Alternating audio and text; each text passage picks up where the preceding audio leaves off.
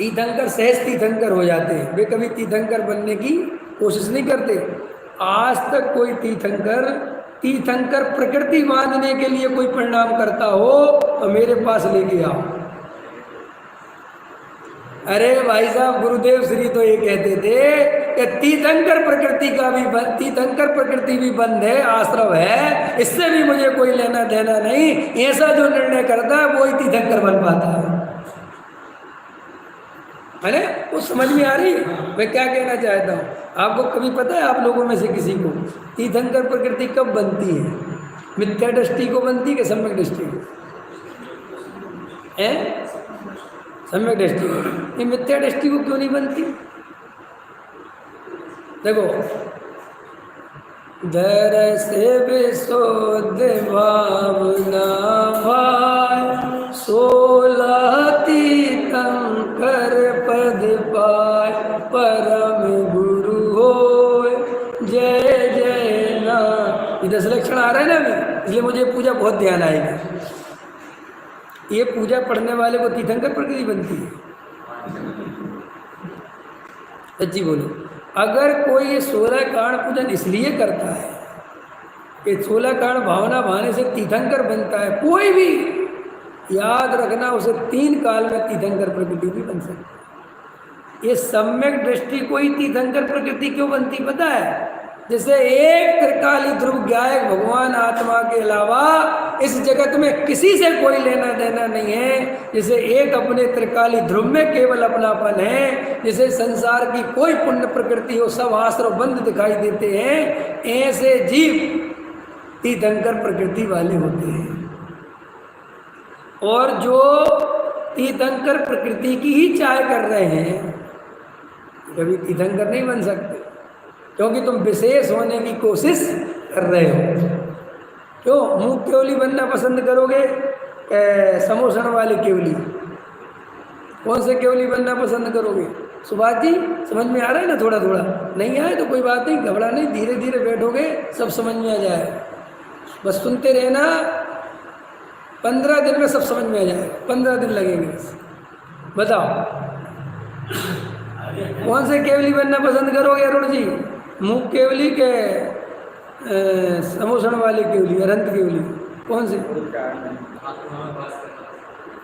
भाई साहब मुझे केवली से क्या लेना देना? बनना होगा बने, नहीं बनना नहीं बने, मैं अभी परिपूर्ण केवली हूँ। ओ भाई साहब केवली कह दे आप तो पर्याय को भी केवली कह दे रहे। अरे तू जहाँ से सोचता है वहीं सोचता है।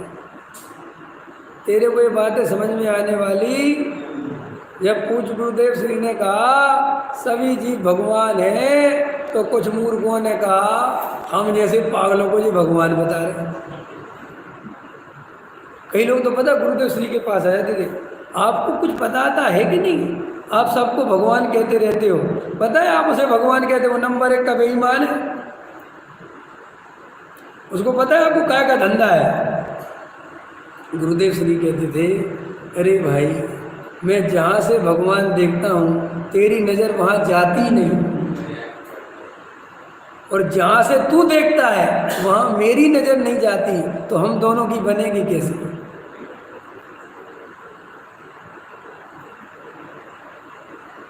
कैसे बनेगी हम दोनों की? बता, ये विचार करो।